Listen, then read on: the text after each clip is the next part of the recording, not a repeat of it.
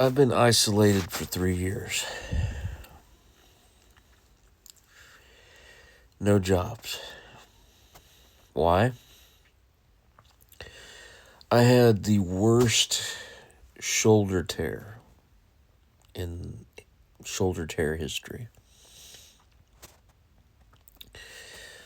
My shoulder, my entire shoulder, tore because I was a bodybuilder at the time. And I was working at a job all by myself. And my shoulder dislocated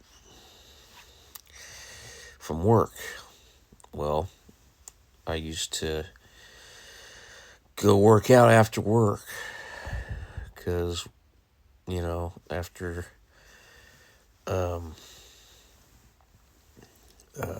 working at a receiving job by myself and emptying 4 trucks a day by myself is, and a lot of people don't understand how difficult that job is. I mean, imagine trying to, get everything done while that shit happening. Being in charge of a grocery section and doing that by yourself. When everybody in your section quit or doesn't show up because they're a bunch of sissies, I just did it like it was nothing. But I guess I did it too much and my shoulder dislocated. So,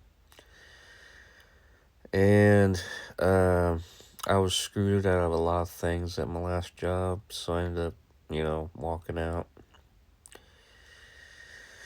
And then the next week, I go bodybuilding. And I didn't realize my shoulder was still dislocated. And so I was going back to my build-ups to my deadlifts. Because I was building my deadlift ability to, lift things. So I was at 527 pounds. And I deadlifted it. And needless to say, I probably won't be able to ever deadlift again. So, yeah. But it took me 2 years to heal and 3 months of rehab. Successful rehab.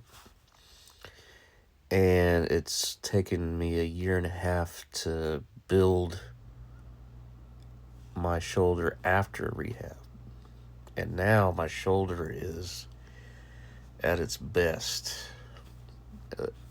Better than it's ever been.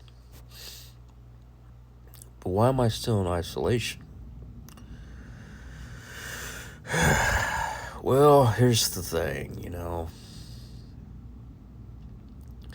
I worked at 5 different jobs since 2012 to 2022. That's 10 years. 5 different jobs, 10 years straight. No vacations. Days off, but no vacations.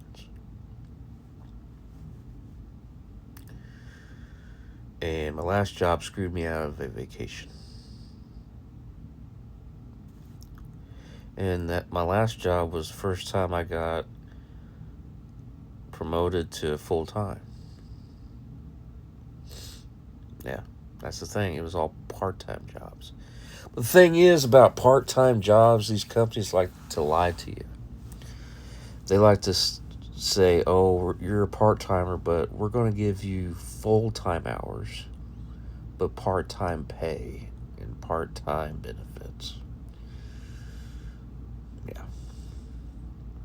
So,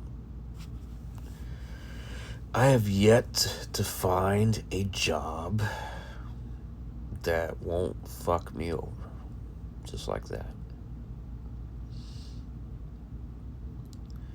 I've yet to see a management that's worth a fuck. And I wish more people would protest like me to make management all across this country worth a fuck. Because there ain't no management team worth a fuck. There ain't no teams anymore when it comes to working. Everybody's so damn selfish. I mean, if you're gonna work and, you know, it requires a team effort, be a fucking team. Quit walking out, quit, you know, calling in sick all the time, or being straight up sissy. Just show up, work. Otherwise, stay home. You know what I mean? I've been staying home for almost 3.5 years now. I didn't have a choice. There's other things I needed to do in the meantime. And I've gotten everything done. I still have a fucked up neck and spine from my wreck in 2017.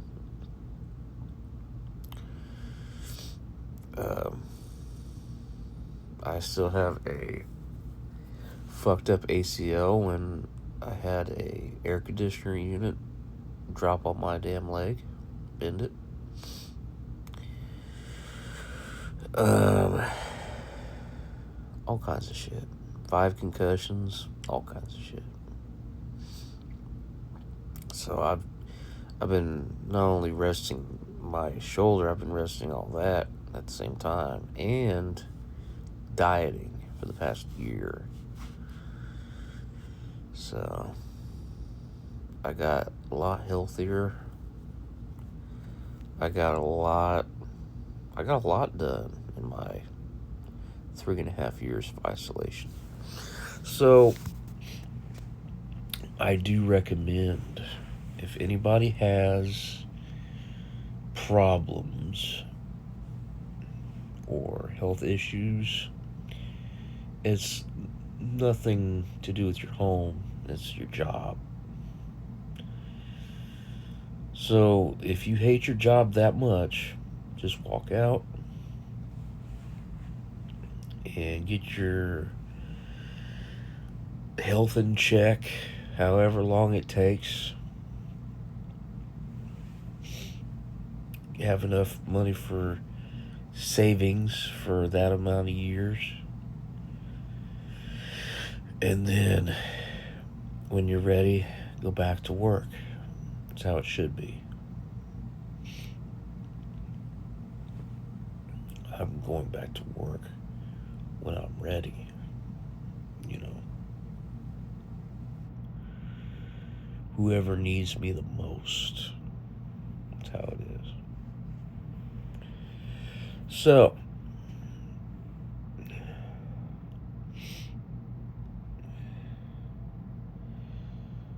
my shoulder is at its best.